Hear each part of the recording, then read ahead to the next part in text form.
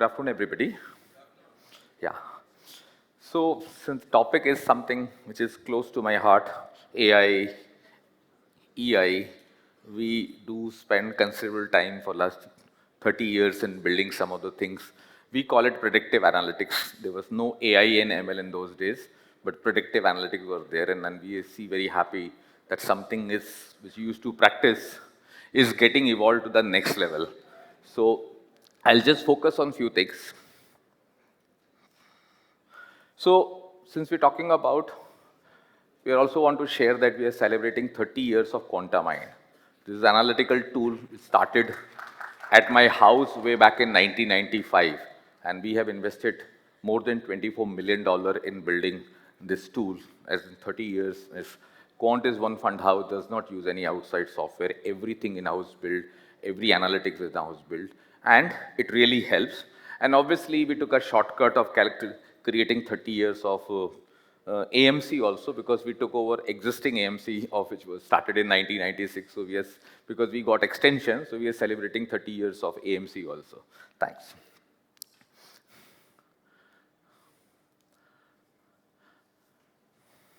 So I'll come very straight away to some of the points which we want to talk about. So when we talk about a mint fresh approach towards growth intelligence, okay.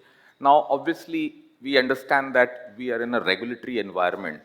So I think I want to spend some time how the regulatory changes is empowering investment teams and making this industry for future ready. And this is a very important data point which I want to talk about, whether you talk about SIF happened very recently or some of the circular which has come a few days back also. It's a path in that direction. I'm going to dissect that also and talk very briefly about. So this regulatory path is very, very vital for us. Why I say it's vital? Because we are dependent on their guidelines and everything. If regulator is not forward looking, is not looking for new ideas, not adopting technology or thing. Today, if you ask me, SEBI is talking about doing offline audits only. No, online audit we used to happen will go away. Today we get so many inquiry without they visiting our office purely from, they have also built a lot of analytics. So I have seen in last few years, even regulator has evolved a lot on the technology front. And that is something which you guys also have to talk about in the last point. I'll talk about that also, because if we are early adopter of technology, in that sense, we will be beneficiary of that. Now, if you really want to talk about, in today's world, so much data points are there. You get up in the morning on your WhatsApp or whatever tools you use, we are overloaded with information, okay? And so is the case with investor. Now you look from investor perspective, few years back, the access was very, very limited. This, from market perspective or investment was like a privilege, limited to few members of the society. Very people were limited because awareness was not there. Today, we are living in a world where extraordinary information is flooded every day. So now, one way of looking at that everybody has it, so what edge I will bring. But if you process this data in a very intelligent manner and you dissect your own client's data, their needs, their investment horizon or their risk appetite, you can actually add a lot of value. And that is the point of crux which we want to talk about, some of the regulatory changes which is happening. I can see today the regular and direct business is 80-20. 80 is regular and 20 is direct. I see in 8 to 10 years time, maybe in 6 years time, this ratio can reverse. If existing MFDs or distributor don't change their mindset, that's a trend we are moving towards. So if you really ask me, the most important point which I want to harp, you have to do your own behavior analysis of your own customer. Now at Quant, we are trying to build, we have 1 crore investor folio now. We are trying to gauge whatever 6-7 years of data which we have built, how long the investor stayed in a particular scheme, what type of risk appetite the investor had based on the education, profiling, and the territory which region it comes from, or the gender it belongs to, so, or the earning capability. So a lot of data points which we are exploring. Idea is that if we can dissect that, we will able, as a AMC, we will able to offer right product to right customer. Today, we started with few schemes. Today, you talk about active products are there, 40, 50 schemes, large mutual funds have. Then passive, there's no limit to passive product. You can, BlackRock is a very classic example, globally, how they build a passive portfolio, and you can create technically every day a new product. India, still you need approval. Globally, things are slightly different. So when you're talking about so many complexities getting built, this is the area which I see everybody has to put. Okay, you cannot say that it is difficult now, or we are too late.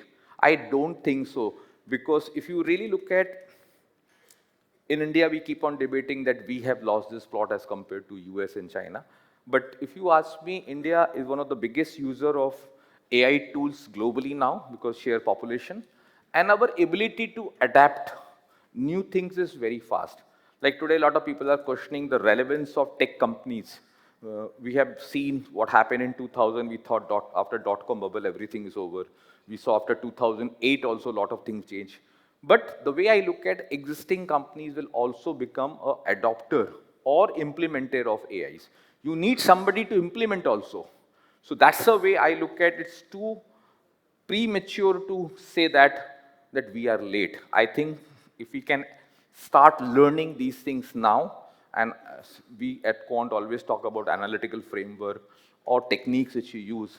If you can use for your own customer, why I'm highlighting, I'm not want to give you perspective that you will lose your relevance, but the relevance is declining with the different speed.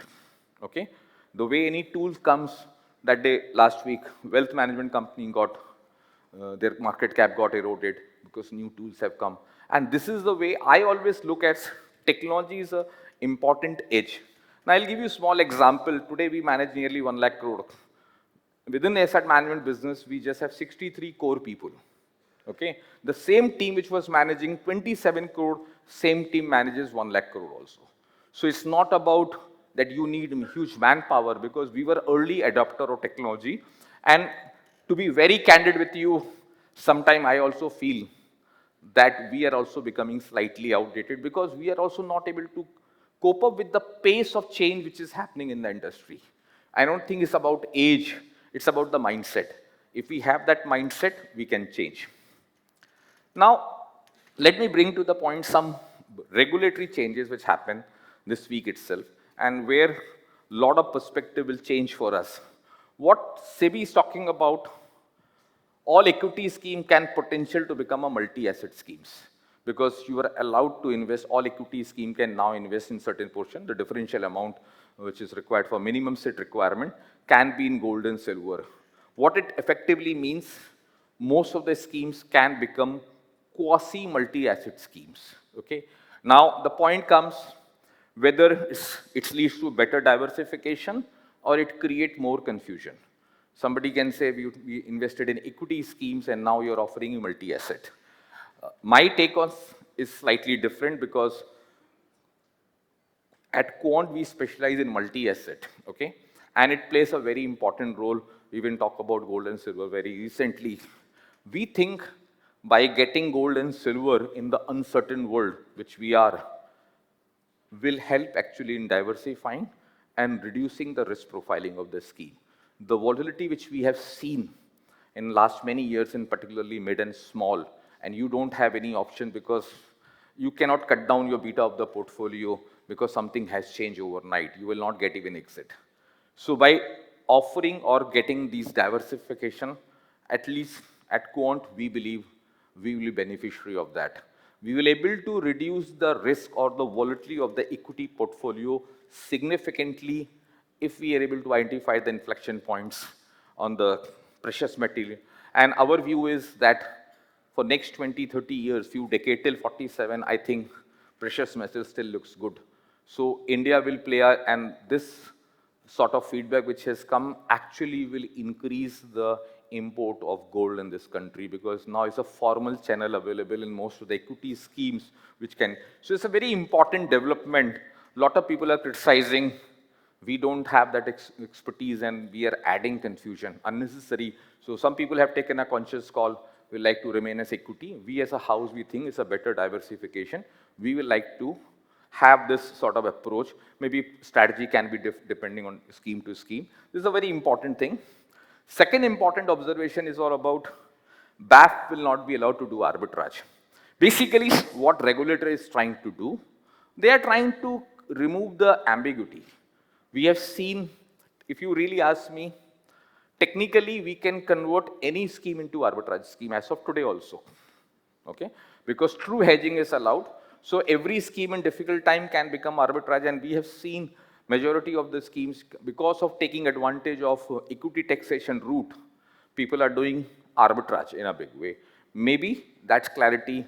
Regulator wants to remain focused. So this is one of the reasons in BAF category, the arbitrage has been removed, and it will not be applicable for equity taxation anymore because its maximum equity exposure is 40 to 60%. So what very important, it's a very large category. We will not be affected because we don't run BAF, we run DAF, and DAF, no changes is there. Obviously, logical conclusion will be most of the houses will move towards DAF or towards aggressive hybrid schemes. So that's the one important data points. Within arbitrage fund, the way guidelines talks about that we will not able to invest money in the liquid fund now. Okay, we have to put money only in the GSEC, that to 1 year, which means some of the expected returns in the arbitrage scheme will come down. One problem is also with the STT rates going up on the arbitrage schemes on the particular F&O segment. Depending on the money manager capability, 35 to 55 bips loss will be there purely on the taxation perspective.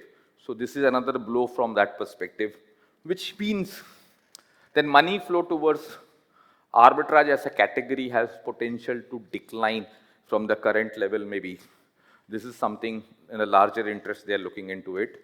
So it also takes away as a money management some amount of flexibility that we cannot choose the route where we get best risk adjusted opportunities getting defined in a very specific manner.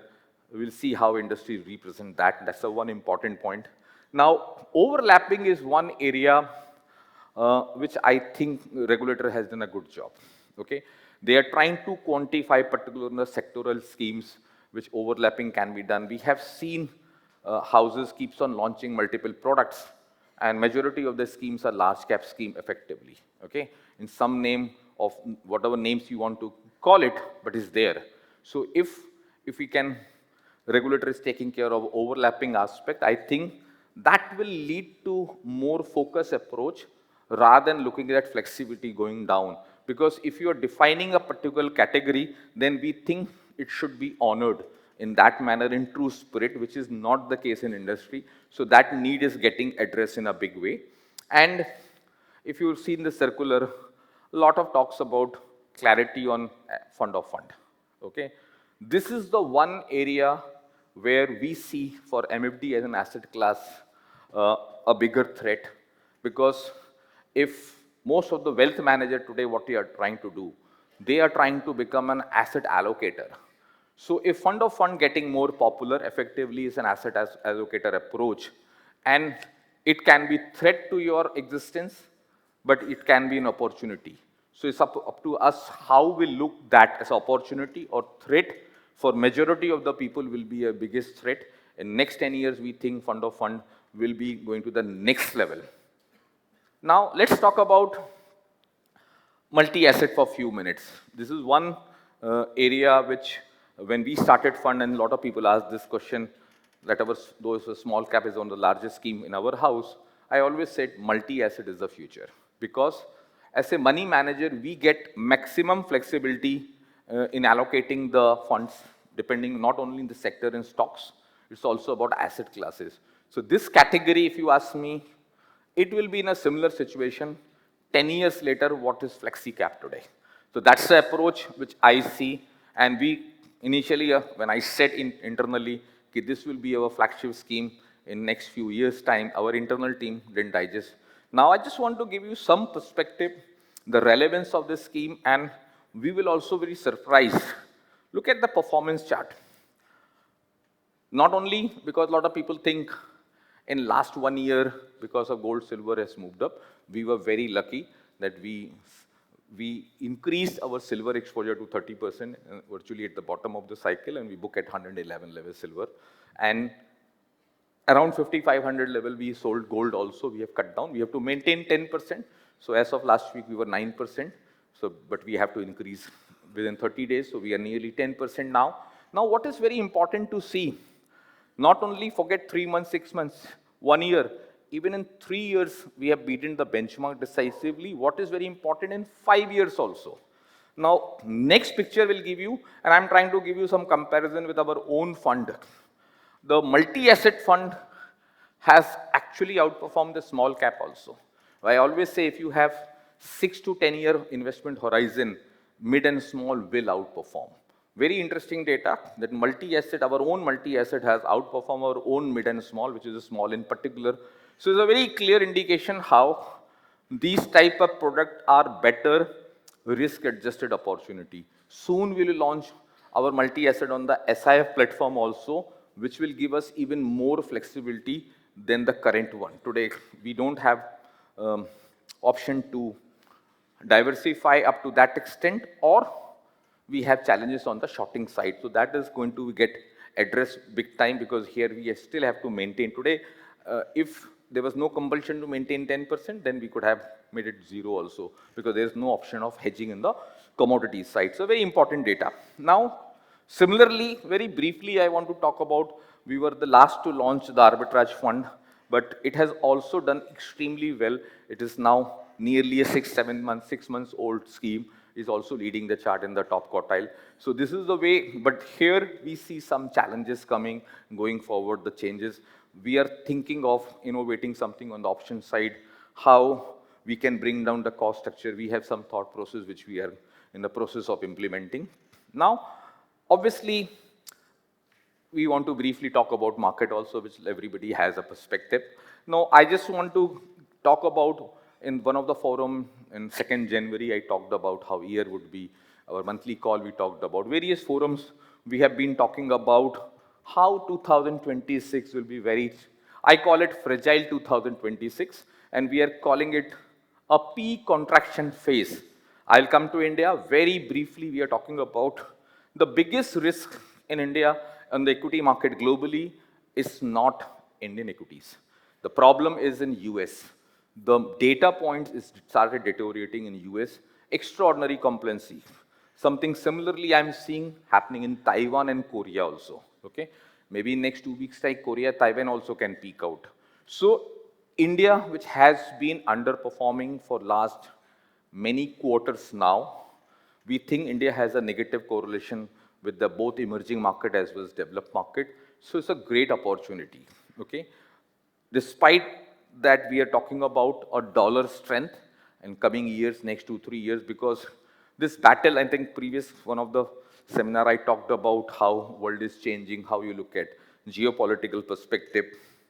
The key message is that when two giants are fighting, US and China, and relevance for dollar is battle is all about their supremacy and dollar relevances. All other thing, any other thing we talk about, we can be a collateral damage, but battle is between these two countries and dollar supremacy.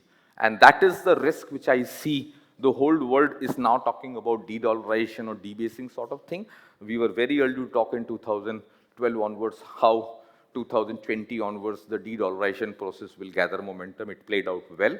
But from a next few years perspective, I think given the challenges which we are seeing in the global market, a spike in dollar is not ruled out, and which will be carry a big risk for the global equity perspective. And so obviously, given the background which we talked about, news has just come, Israel has attacked Iran.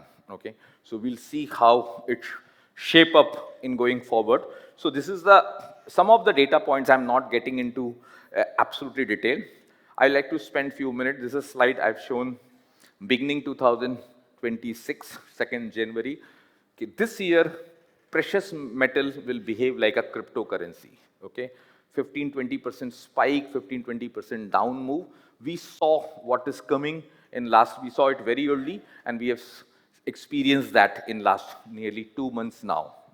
Now, first time we are talking about certain ranges. We never show it. because this is the area where a lot of people have interest. And fortunately, we played this gold and silver cycle extremely well in our fund. We think ideally a top of 2026 is already in place for gold and silver. Silver can retest those levels. I'm not ruling out given the volatility silver demonstrate. But how I will look at precious metal given for next 20 years, we have been saying for a while, should be 10, 15, 20% of your portfolio depending how is allocation work. I still believe that, but if somebody has taken from a trading perspective, then he or she will be very disappointed in 2026. It's going to be very volatile. We expect some more downtrend in gold and silver, and maybe in Q2 some sort of spike will come, and then we like to rebuild our exposure. Currently, we are running at minimum 10% exposure, and it can come to even 64, even lower than that also. But if you ask me by end of year, silver can come down? A lot of people have excitement. Don't be surprised to see $40 or $39 in silver. That sort of volatility can be there because we have seen extraordinary money has moved in last few months within mutual fund space on the gold and silver ETF, and it's an alarming sign for me. When people think money making is very easy, that is the difficult phase. And that's the reason I think multi-asset funds are better product, because as a money manager, we are more skill set to identify the inflection points of these commodities, which is very, very volatile as compared to masses. Now the new trend of SIP has started in gold and silver, and the way we saw euphoria in equities in last many years, I think something similar we spotted in last 1 quarter or so. And it's not a very healthy sign. Long term great, but for this year, current year perspective, many people who have participated at the peak of the cycle will be slightly disappointed. The most important aspect about currency front, 2026 is also about, I said the biggest threat, it's dollar.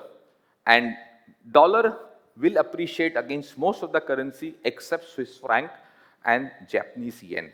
These are the two countries, and maybe up to a small extent Singapore dollar also, but these are two prominent names which we are looking at. And despite we are making a statement that dollar can appreciate, but we think rupee cycle, USD INR depreciation cycle has either already peaked out or in the final phases of peaking out, which means from here, downside in USD INR pair will be on the limited side. Despite the turmoil which you see, it can correct a bit, but extraordinary pace of depreciation which we have seen in last many years will stop this year, and that's a reversal cycle will start. And so very important development for India in terms of long-term perspective, because if currency appreciate, the perception improve. It talks about that the P multiple which you give, and we always said that India P multiple will remain elevated till 47.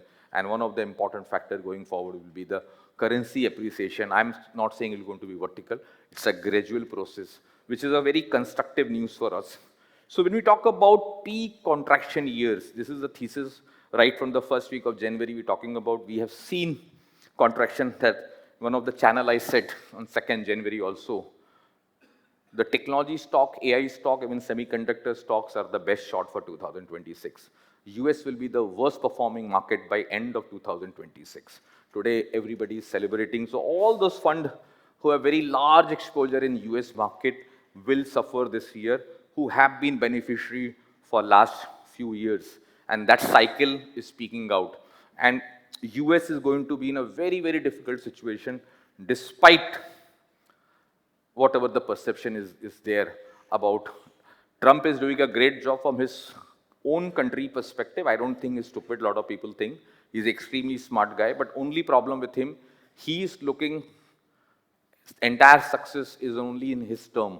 So next 2-3 years can be good for US, but long term he is destroying the superpower status of US, because the trust element which is required to maintain as a reserve currency status, he is losing very soon. We thought it will take more time by 47, but the pace which he has lost the trust of the own NATO countries or his own allies, and the way he treated India also in between, because it's not about India problem, it was we being part of BRICS, and BRICS is a big threat for dollar relevance. So it's an important statement which I'm trying to make is a P contraction. Any company, any sector where earnings have not catched up to that extent is only the P expansion happened in last many years will suffer maximum. And that's the reason you are seeing some of the metal stocks coming back, some of the material stocks, cement stocks started looking up. I'm just giving you an example sake how these things are changing. Last few years, extraordinary money has moved globally towards this narrative, and today all media articles are full of large AI investment. Today morning only somebody talked about how AI $110 billion in the open source is going with absurd valuation of nearly $1 trillion, which is something unheard. But that's a new reality, and that's a clear indication that how much money is chasing toward these stake. And US private equity is the biggest bubble, so a lot of money has moved to a US market, even on the software side. So when things looks good, everybody feel left over, we missed out. I think that cycle is speaking out. I'm not talking about bubble in US. Bubble is actually in India in some of the companies, not in US. It has few more years of up move can happen in this space before it really fizzle out.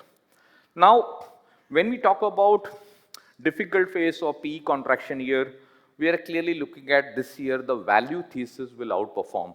So a lot of people ask this question, which theme? We generally don't recommend thematic schemes because the risk profiling is very different. But value as a thesis is the byproduct of this thesis which I am talking about, which should be a beneficiary. EM will outperform DM, and within EM, we think India will be the best performer this year. Despite all sort of gloomy environment which we have seen, we were very early to talk about difficult phase in 2024 and some of the changes we talk about. Now, I like to spend a minute on this. A bold statement. It's time to increase your equity exposure in next 1.5 months. Okay.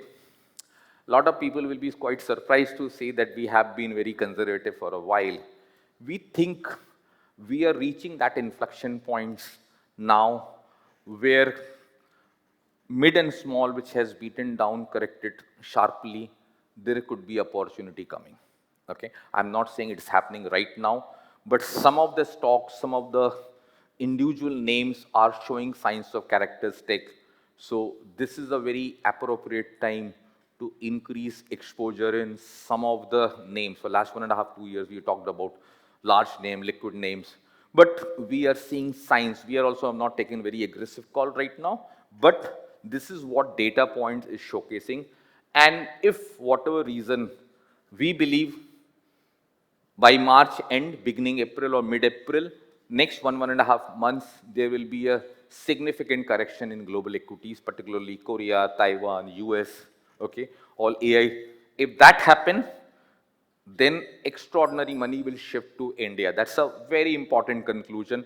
One should not look at that, oh, global market corrects. Yes, you can see the morning opening can be weak, but the evening will recover. So I expect India relative outperformance has already begun, but absolute outperformance can also come from mid-April onwards. So this is another area where we have to really think, and the fear which is there in most of the people's mind, this is not the time to touch. It's all about not taking a contrarian call. It's all about taking a data-driven call. This whatever data is showcasing. So relative outperformance piece we talked about. Definitely India is in a very good structure golden story. So a lot of people talk about can we move out, can we, if you think when risk on is there, we were able to participate in this market in a big way. It's very difficult to time exact thing. Despite we believe in timing is a thesis, we always say timing is everything, everything else is conjecture. Because this narrative is not just a notion, this is a risk management technique we always try to talk about. Risk is always about you have to be ahead of the curve, okay? Sometimes it does not work, a lot of people get disappointed because people think it didn't work out. Yes, everything we will not get it right. We always say 28% time we are always wrong.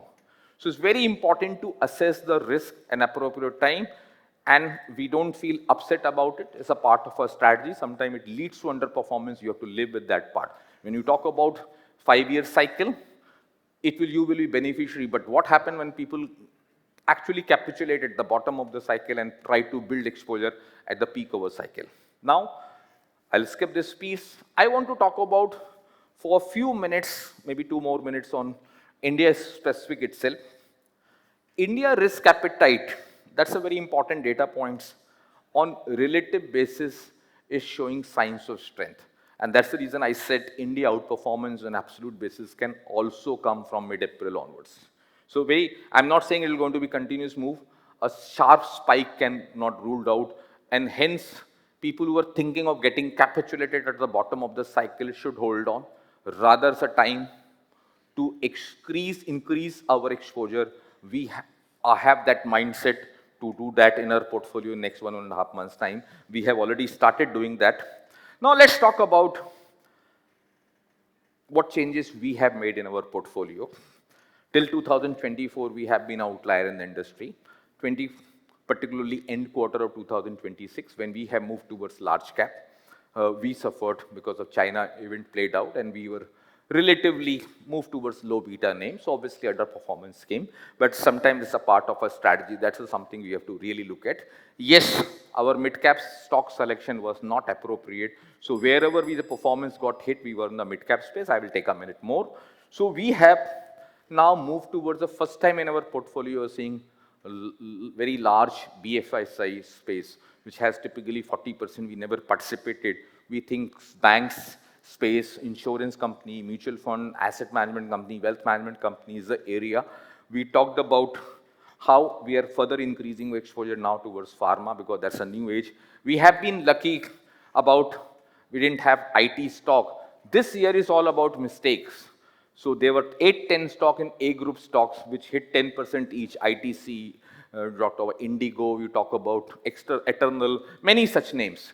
We were luckily was not there in most of the scheme. So we were actually safe. So this year is all about if you can be protected by not making blunders. Some mistakes will happen. If blunders can be avoided. So we are trying to rebuild, as I said, rebuilding mid and small scale after this fall. So this is the last line is very important. You will see some of the change which has already happened. 90% revamp is over. Maybe another 10-15% revamp will happen next 1.5 months time because liquidity has to move up. Thanks a lot for your time.